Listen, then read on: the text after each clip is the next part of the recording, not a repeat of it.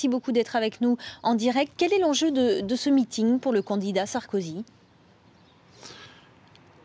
Écoutez, c'est le premier grand meeting de campagne, c'est un meeting régional, c'est un meeting qui se doit d'être réussi, enthousiaste, dynamique, qui va permettre au président de la République de s'exprimer sur des problèmes importants et qui va en fait maintenant pouvoir dire ce qu'il a fait pour la France, ce qu'il veut faire pour les Français. Et je crois que c'est un passage important dans le départ de cette campagne électorale, puisque c'est finalement le début de la campagne électorale. Pourquoi Marseille comme ville pour le premier grand meeting ? Marseille est une ville qui porte chance, Marseille est une ville populaire, Marseille est une ville qui doit beaucoup au gouvernement et à l'État français parce qu'on a bénéficié de la réforme portuaire, du tramway, de la réforme sur les universités, du grand emprunt. C'est une ville qui a beaucoup bougé et qui est reconnaissante aussi par rapport à la France et qui a son rôle de deuxième ville française. Puis c'est une ville qui est capable de mobiliser considérablement et ce qui est tout à fait remarquable et unique d'ailleurs depuis que j'organise des meetings depuis plus de 20 ans, je n'ai jamais vu un tel engouement. C'est-à-dire que les SMS, les mails, le téléphone de la permanence, ça a explosé.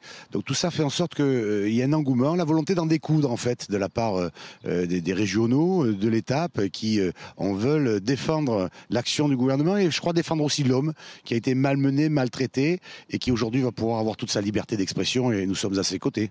François Hollande dit « Moi, j'ai fait 60 propositions ». Sous-entendu, ce n'est pas le cas de Nicolas Sarkozy. Est-ce qu'on peut attendre de nouvelles propositions concrètes de la part de Nicolas Sarkozy cet après-midi lors de ce meeting ?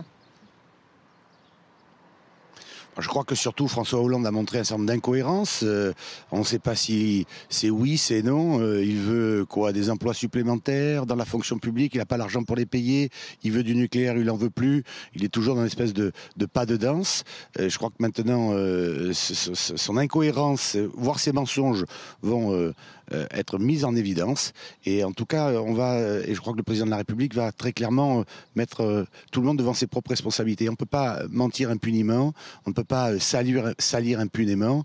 Et là, je crois que chacun va être face à ses propres responsabilités. Le président de la République va rappeler ce qu'il a fait pour la France, mais surtout ce qu'il veut faire pour la France. Et c'est pas 60 propositions, mais c'est l'avenir de notre pays qui compte. Et il y a des choses qui ne fonctionnent pas du tout dans le programme de M. Hollande. Et ça va sauter aux yeux. Renaud Muselier, le député UMP des Bouches-du-Rhône, merci d'avoir été